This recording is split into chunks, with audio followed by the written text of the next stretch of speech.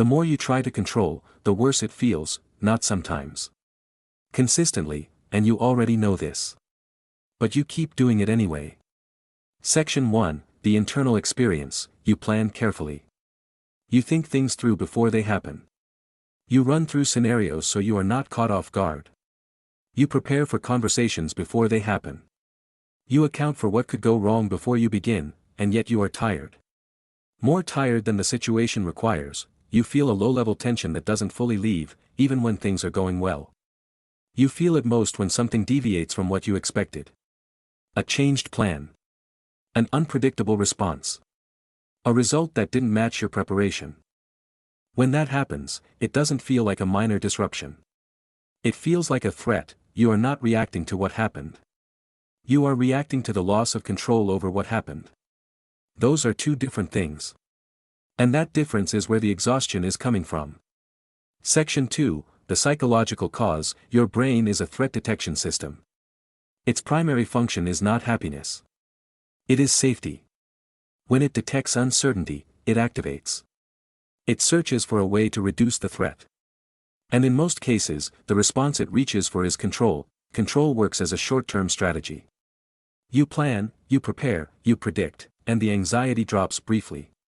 So your brain logs control as the solution. It repeats the behavior the next time uncertainty appears, but here is what builds over time. Every time you use control to manage anxiety, you reinforce the belief that uncertainty is dangerous. Your brain becomes more sensitive to it, not less. The threshold lowers. Smaller uncertainties begin triggering the same response. Consider someone preparing for a work presentation. They rehearse it 15 times. They over-prepare every section. The day before, they are more anxious than when they started. Not less. The preparation didn't reduce the threat. It confirmed that the threat was serious enough to require that much preparation. That is the feedback loop. Control signals danger. Danger demands more control. The cycle does not end. It compounds. Psychologists refer to part of this as the illusion of control, the measurable gap between how much influence you believe you have over outcomes and how much you actually have. That gap is large. And the wider it is, the more unstable you feel when reality crosses it. Section 3, the Stoic layer. Epictetus addressed this directly. He drew a clear line between two categories: what is within your power, and what is not within your power: your attention, your judgment, your response, your standards; outside your power, outcomes, other people's behavior, timing, and results. He was not asking you to stop caring. He was asking you to stop placing your stability on ground you do not own. When your sense of safety depends on controlling outcomes, you are building on that ground. And outcomes will always shift. People will always behave in ways you did not plan for. Results will always deviate. The Stoic position is not passive. It is precise.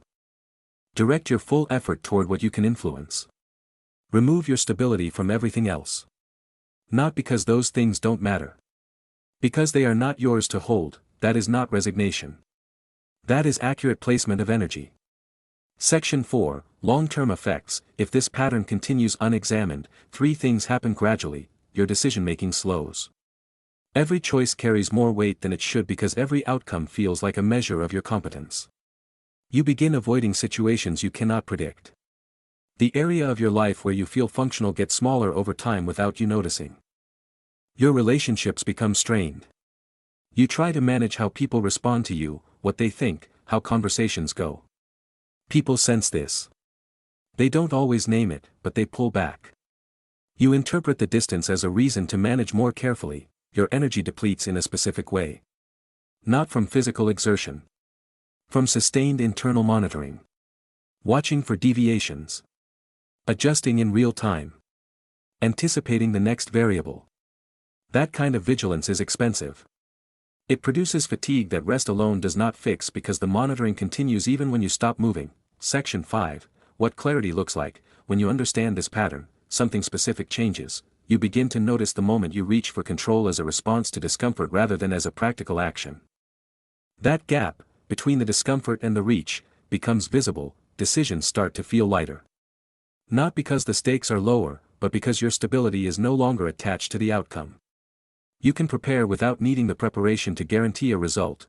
you stop experiencing every deviation as a failure of your planning. It becomes information instead. Something happened that you didn't expect. That is all it is. The tension doesn't disappear. But it stops running continuously in the background. Control feels like protection, but when it's placed on things you cannot hold, it becomes the source of the anxiety you were trying to avoid.